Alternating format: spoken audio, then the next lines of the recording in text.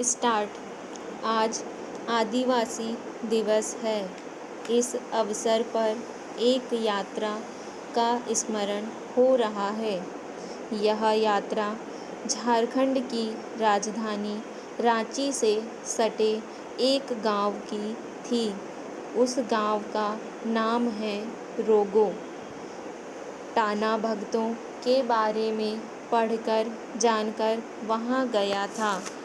यह संयोग था कि सुबह जिस वक्त पहुंचा, उनकी प्रार्थना चल रही थी। स्थानीय आदिवासी भाषा कुडुख में सफ़ेद वस्त्रों में महिलाएं और पुरुष माथे पर गांधी टोपी, सामने दीप जलाकर चरखा वाले तिरंगे झंडे के नीचे प्रार्थना कर रहे थे।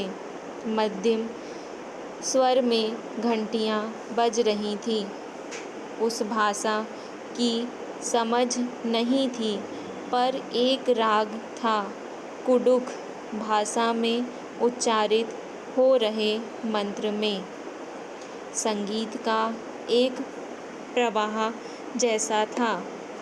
एक खास किस्म की अनुभूति हुई। प्रार्थना के बाद खेड़िया टाना भगत मिले। उनसे पूछा कि यह कौन सा मंत्र था। क्या तिरंगे के सामने देशभक्ति का गीत था। उन्होंने कहा कि देशभक्ति गीत तो कह सकते हैं, पर यह मंत्र नहीं। यह हमारे समुदाय की ओर से प्रार्थना थी। सृष्टि, प्रकृति और धर्म के ईश्वर धर्मेश से प्रार्थना। निहायत निजी तौर पर हम सब ने प्रार्थना की, पर यह महज निजी प्रार्थना नहीं। देश और दुनिया जिस संकट में है, उस आधार पर कह सकते हैं कि हम देश और दुनिया के लिए रोजाना प्रार्थना करते हैं। उन्होंने हमें उस प्रार्थना का आशय समझाया था। कहा, हमने जो ईश्वर से संवाद किया या मांगा, उसका हिंदी भाव है, हे धर्मेश, दुनिया में शांति बनाए रखना। हिंसा, झूठ और बेईमानी की ज़रूरत मानव समुदाय को और समाज को ना पड़े। धर्मेश, हमें छाया देते रहना, हमारे बाल बच्चों संतानों को भी। खेती का एक मौसम गुजर रहा है, दूसरा आने वाला है। हम खेती के समय हल कुदाल चलाते हैं। संभव है हमसे, हमारे लोगों से कुछ जीव जंतुओं की हत्या भी हो जाती होगी। हमें माफ़ करना धर्मेश। घर परिवार का पेट पालने के लिए अनाज ज़रूरी है, इसलिए खेत में उतरना पड़ता है, खेती करनी पड़ती है। समाज कुटुंब से भी रिश्ता रखना है, उनके यहाँ भी आना जाना है। वे हमारे घर आएंगे तो उनका स्वागत नहीं कर पाएंगे अनाज के बिना। अगर उन्हें साल में एक दो बार भी अपने यहाँ नहीं बुलाएंगे तो यह जीवन सिर्फ अपने में मगन रहने वाला होगा। जब किसी से कोई रिश्ता नाता नहीं, तो ऐसे स्वार्थी और व्यक्तिवादी जीवन का क्या मतलब। इन्हीं ज़रूरतों की पूर्ति के लिए हम खेती करते हैं।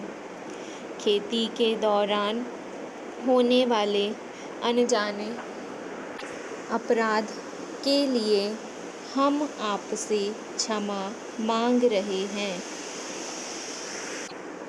धर्मेश, हमें कुछ नहीं चाहिए, बस बरखा बुन्नी, मानसून, बारिश समय पर देना, हित कुटुंब समाज से रिश्ता ठीक बना रहे, सबको छाया मिलती रहे, बस इतना ही चाहिए। भावार्थ सुन रोम रोम में सिहर गया था। 1990 के बाद देश में उपभोक्तावादी संस्कृति का दौर आया। सामूहिकता की धारणा खत्म हो व्यक्तिवादी जीवन का चलन बढ़ा। इस दौर में ऐसी प्रार्थना, ऐसी इच्छा रखने वाले समुदाय ने मन पर गहरा असर डाला। 21वीं सदी में एक ऐसा समुदाय जिसकी अपनी निजी इच्छा आकांक्षा बहुत छोटी है, पर मानवता के लिए, सृष्टि के लिए अपार श्रद्धा है। एक अनपढ़ समाज, सुदूर गांव देहात में बसा समाज, दुनिया में शांति के लिए, समाज में समरसता के लिए, मौसम जलवायु के ठीक रहने के लिए रोजाना प्रार्थना करता है।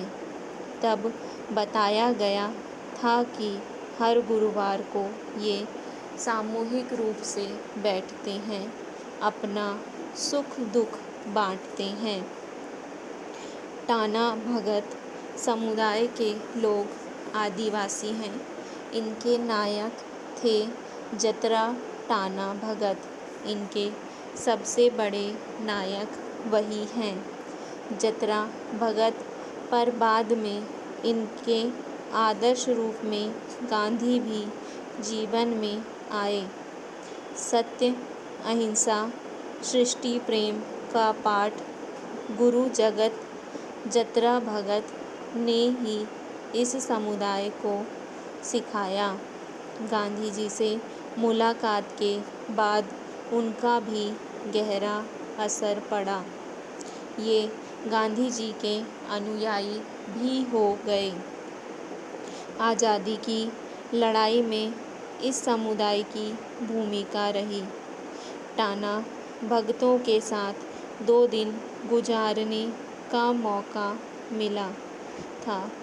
इस दौरान पल पल एहसास होता रहा कि उनकी पूजा, प्रार्थना, मंत्र जाप महज परंपराओं का निर्वाह भर नहीं, अंतर्मन और जीवन से जुड़ाव है।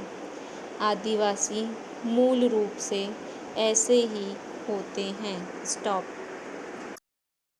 डिक्टेशन अच्छा लगे तो हमारे चैनल को सब्सक्राइब ज़रूर कर लें। धन्यवाद।